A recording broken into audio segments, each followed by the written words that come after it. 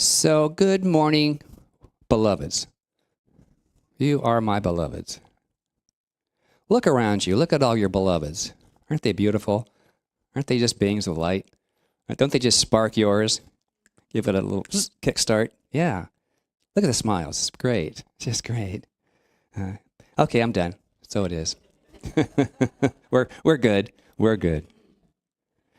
Many of you know that as I began preparation, I think I'm going to go down this lane or that path, and I kind of start there. But many times there's a parallel, or there's an overpass, or there's a stop in the middle of everything, and so I just go, oh, okay. If there's a stop, I get up and I move, and James can attest to that. I'm a creative mover person. I have to keep my own self moving. It does something to my juices. Can't explain it, but it just is. And I was in search of the perfect kickoff little story for today's lesson, expressing your divine authority. And I bet there's as many ideas on what that might mean as there are here and out there, right? This is what showed up, and I'd like you to listen. It's a kind of a rewrite on the Serenity Prayer. Grant me the serenity to accept the people I cannot change. The courage to change direction when I see them coming. And the wisdom to not try to smack some sense into them when I cannot avoid them. Ever been there? Oh, yeah. Oops. That's when I changed lanes in the physical. Well, I don't believe that's demonstrating divine authority. Do you? Although sometimes it would feel so divine. So, with that said, you're invited today to shift your minds into a different lane of thinking than the smacking some sense into somebody else, because who really needs the sense smacked into them? Each of us. When we see that coming at us, you go, okay, take a step back, take a pause.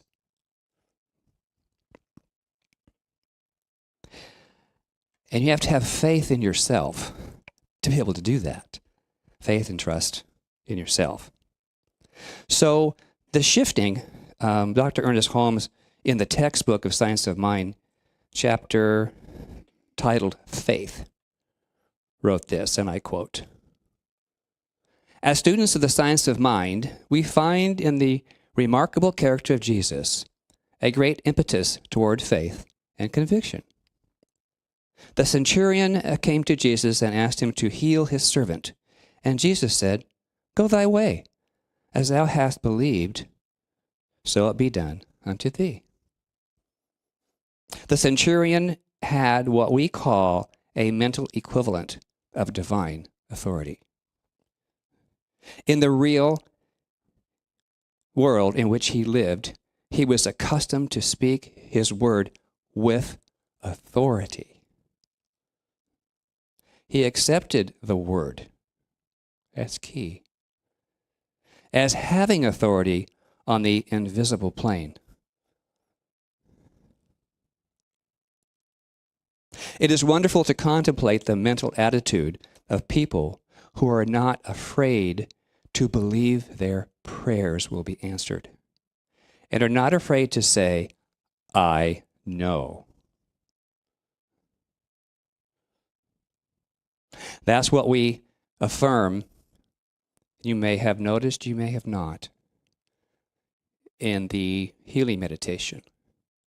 This is what I know.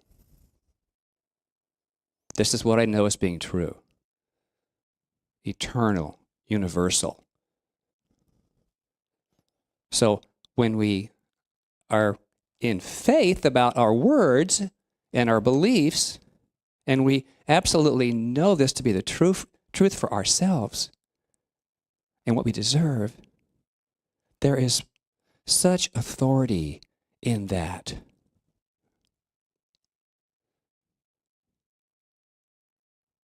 So I ask you, what do you know about yourself?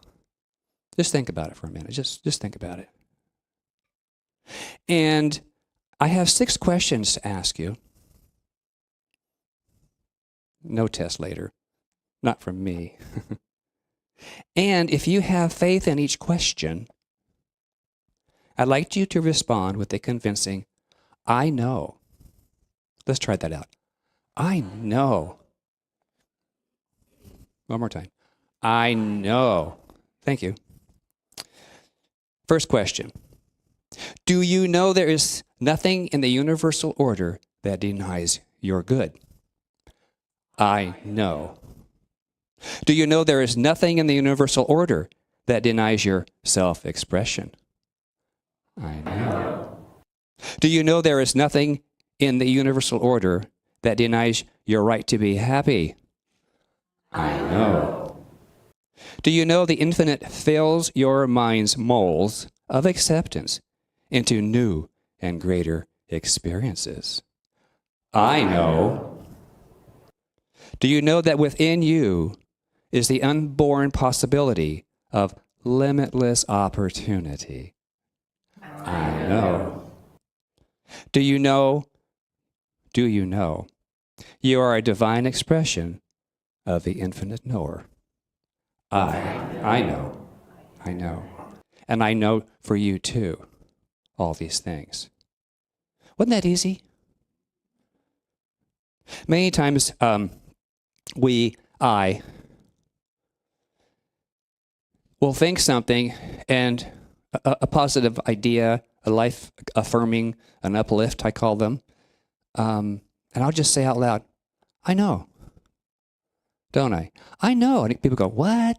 What do you know? Well, just something. Just, I know a lot. But it doesn't need to be shared necessarily as long as I know. As long as I know. As ordained pastor, minister, and practitioner in this teaching, the foundational practice is spiritual mind treatment. And the key state of mind and supportive word in treatment is I know. I know. You start off with all the qualities that you know about life, God, all those, the love and the joy and that God is, that is universal. And then you can just say, I know that for myself as well. I know. Focusing on what I know, which is the absolute knowing that which is good and true and universal is ongoing. You can't know it just for a minute because it's ongoing. It happens whether we recognize that you know it, I know it, or not. You got that? Maybe? Okay. And it's right where I'm out picturing in my life as my life progresses. All that I know, all that you know, and collectively here in our center, we know a lot collectively. And I'm seeing what we know show up. Because where 2 or more are gathered in the Word, extreme change, potential is very, very, very, very strong. So,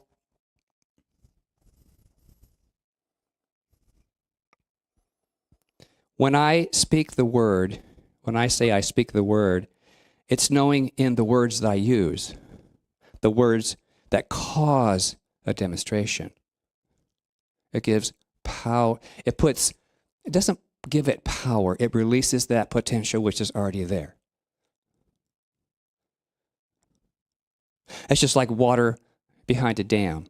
There's power in the water, but unless it goes through a process to harness the power, a very focused use of that power, it'd be a flood. It'd be a mess, wouldn't it? So can you see the difference in focusing, harnessing, directing with authority the power of the Word? In our book, The Atlas of the Heart, Brené Brown tells us, I'm here to get it right, not to be right. Don't you love that? I'm here to get it right, not be right. In other words, you and I are in a continuum of a divine evolutionary process to set things right within our own selves. That's where we do the work. Because we are forever tuning, refining, and showing up who we are. Who we are.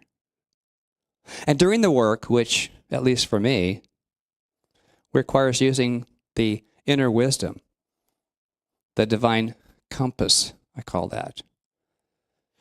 When you give a little time to your thinking, to your process. And when we do refer back to the divine wisdom or compass, it has been authorized by ourselves, our inner divine, to express through each one of us. So, Brené Brown also declares, there's some good juicy pieces in her book. If you don't have it, I would suggest you, are we sold out? Oh, yeah, it's a great book. We are sold out here, but the bookstore, we can get that for you. Here's another juicy part by Brené Brown. Be here, be you, belong. By being here, you don't have to be like anybody else, because you shouldn't.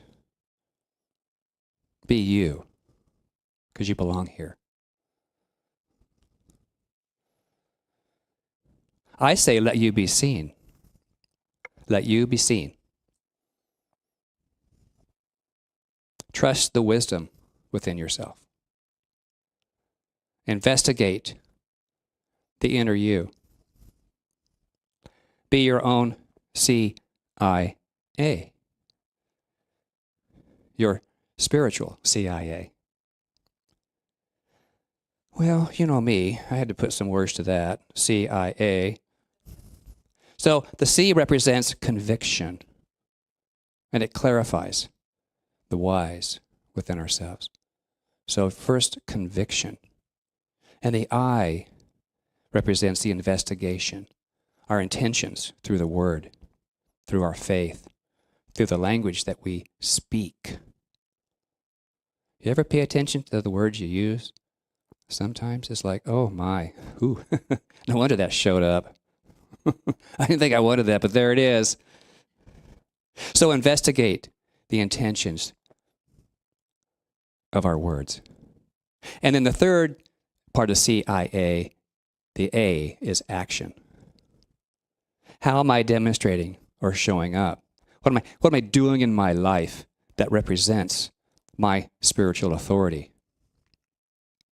Well, the pure definition of conviction in the dictionary is compelling the admission of the truth, a strong persuasion or belief. So it speaks right in Webster, in saying Webster, that we have truth and a strong belief. But we must many times persuade our own selves, our own minds, that this is good for us. This is who we are. Because there's sometimes doubt, right? Yeah. Ernest Holmes tells us in The Science of Mind, we are to see that spirit creates all things by the power of its own word, and that we are spiritual beings.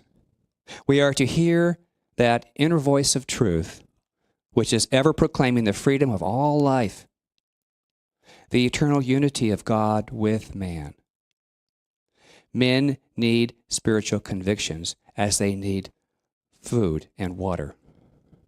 And with spiritual convictions come all else. To those who have shall be given. So with enough faith and convictions and honesty with yourself, that is how all is given. You have to give it your all. You have to be all in. So the I represents investigate. And that definition is from Webster, to observe or study by close examination. Like to investigate? I do, obviously. Well, Rumi tells us, look at yourself, trembling, afraid of non-existence. Know that non-existence is also afraid. That God might bring it into existence, if you grasp at worldly dignitaries, it is from fear too. Everything except love of the most beautiful is real agony. It's agony to move towards death and not drink the water of life.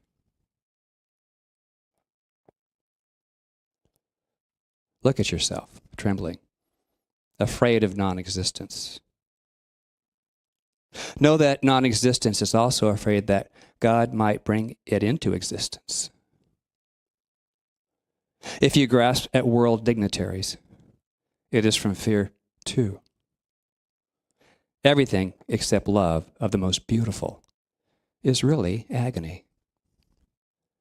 It's agony to move towards death and not drink the water of life. Be here, be you, belong, my friends. We don't take ourselves as seriously in the spiritual realm as we sometimes do in the human. And we get caught up in all that. And we get away from drinking the water of life and partake of the fear and the agony. It's easy to do right now, isn't it? So it's a call to all of us in the world to not focus in a real agonizing way, and yet allow that fear, that feeling to transform the individual you into the truth of you. And to the third letter, A, action. Definition is the act of will, a deed, and my suggestion for today's lesson, it was this one. The most vigorous, productive, or exciting activity in a particular area. Isn't that great? Find out what excites you about your action from you. What is your best way to be? And what are you doing when you're being that? Last Sunday, Reverend Connie Asquith reminded us to treat and move our feet. What does that mean? We can do our spiritual practice. We can pray. We can use all the pretty words. But if there's no activity, if there's no action, you may as well just be marble statue of Buddha. Inactive, just... I've done it. I'm sure you've done it too. We've all done it. There's a time and a place for that. The meditation, the breathing, the centering, and then get up and move. Get up and move. Each of us has an inner rhythm that causes us to get off our butts. That's B-U-T''S. I do that, but I'd like to have that, but. We butt ourselves out of the waters of life. You've heard the song from Snow White, Whistle While You Work. Whistle a Happy Tune's another one. I mean, there's ways to express yourself when you're moving your feet, when you're happy. Find what works for you. And the key of A is for action. Well, my latest example of action was my coworker had a significant birthday. It's a 10, and that's all I'll say. And her action was going to the state of Maine. And there were 3 others, James, myself, and her daughter, who were the little tag-alongs like in Snow White, you know. And not mine to decide. I agreed to the activity and then was open to whatever was new, because it all was new. It all was new. And what I affirmed as a demonstration, and it showed up, was easy traveling with 3 dear souls, 4 nights on the Atlantic coastline, room with a view, fall colors, learn, taste something new each day. So, blueberries. I love blueberries. They're the size of marbles in Maine. You can get them on, I don't think you can get them on lobster, but you can get them on all kinds of things. And the lobster, oh my God, stuffed, Benedict, bisque, roll, and broiled. Oh my God. That was just for breakfast. It was a delicious, delicious time. And I learned that there was even a price difference for today's lobster or yesterday's lobster. Yesterday still being very much alive, probably going, yippee, I live another day. But it was like $5 less. I learned that. Did you know that? I didn't know that. So if you ever ask a trivia question like that, you know the answer. I learned they have craft beer. The official cocktail is rum punch, and it packs quite a punch. Fishing buoys. I didn't know. All these upside down. It looked like bowling pins upside down, but on steroids. They were all colored and tagged. And so I asked this shopkeeper. I said, "What are those? Tell me about those." And he said, "Well, they're markers for fishermen. And you pay your tag, your fee, and you put it in the water, and you go out and check your traps. That's your trap. You pay for that. You also pay to have only 2 of any one kind of fish in your possession at a time." They have authority, the Fish and Game, to come in your home. We're going to check out your freezer and your refrigerator, see what you have. They can come in at night 24/7. If for real. So if you come off the fishing and you have something, 1 fish, they can say, "Take me to your house. I want to see how many more you might have." And if you have more than 1 more in your freezer, there's a fine. Authority. But you know what? Those fishermen have agreed to the rules.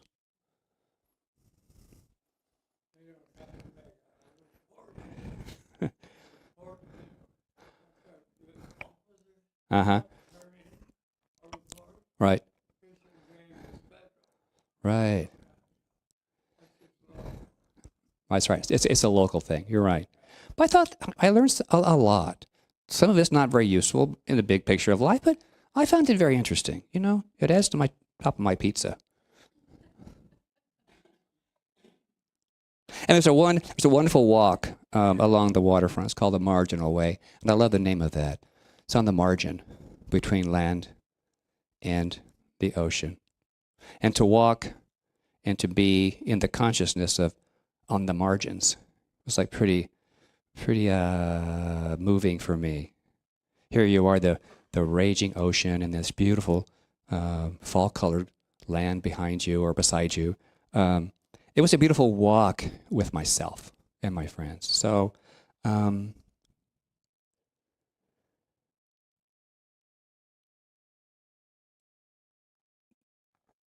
day we actually walked 5 miles. Didn't know it. So many times the action, we do after our treatment, if we're truly believing what we've treated for and what we know, the action is easy. The activity that comes is supported.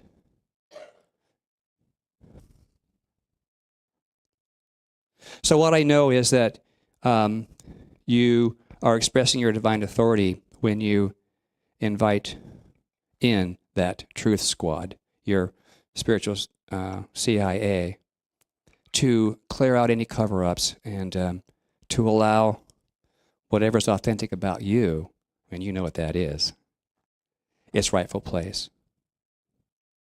So I invite you to begin right now living a vibrant life. Do you know that? I know. For you. Do you know? All right. Fill your life with curiosity. It gets you places. And then have a conviction for the investigation by inviting your higher spiritual authority. Why? Because you know this truth of you, and that is, by means of your faith and belief in all things spirit, life demonstrates through you with ease and with grace and as love and in joy now, right now, always right now. And remember the wisdom of Rumi to drink the waters of life. Drink the waters of life. And so, beloveds, have faith in the word of truth in your life. Can you do that? I know you can. Have faith in the words that support your life. Use affirming statements. Whenever you catch yourself, oh, I'm not, or I used to, or I should. No, let that go. Push that over the edge into the ocean. Let that go. Let that go. Know you are doing your best, and you're doing it for yourself, because that's where it starts, with yourself. And that's what we see when you come in here, all lit up, full of light, smiles. You're doing it for yourself, and it feels good here, doesn't it? So do it for yourself.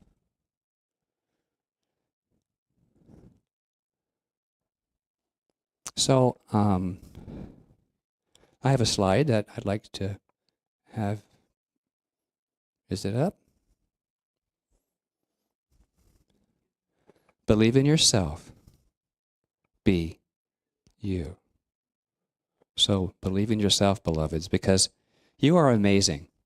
You are amazing when you're expressing your divine authority. Keep it up and keep it shining.